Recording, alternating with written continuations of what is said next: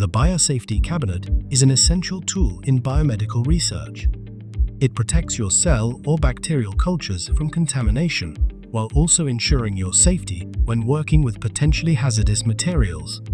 Working in a biosafety cabinet requires a specific set of skills to operate safely and effectively, ensuring your experiments remain reliable and your results accurate.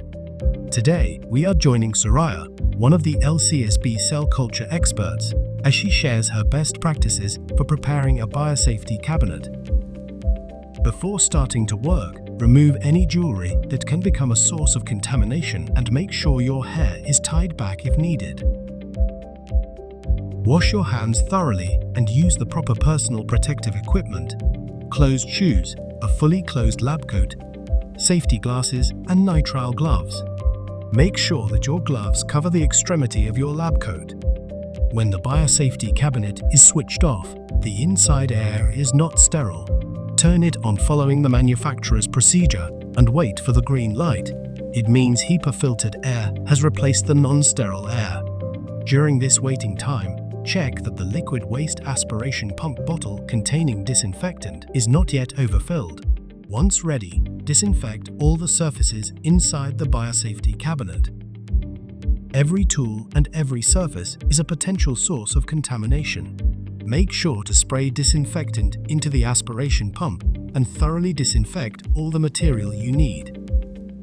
Always prepare a waste bin inside the biosafety cabinet to avoid exiting the cabinet too often during the experiment.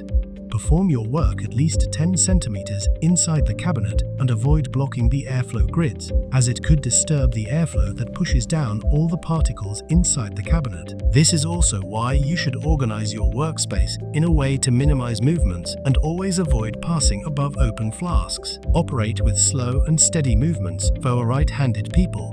The recommended way to organize the biosafety cabinet is having clean material on the left, working space in the middle, and used material on the right. You are now ready to start working in the biosafety cabinet. In our next video, we'll describe best practices related to cell culturing in a biosafety cabinet.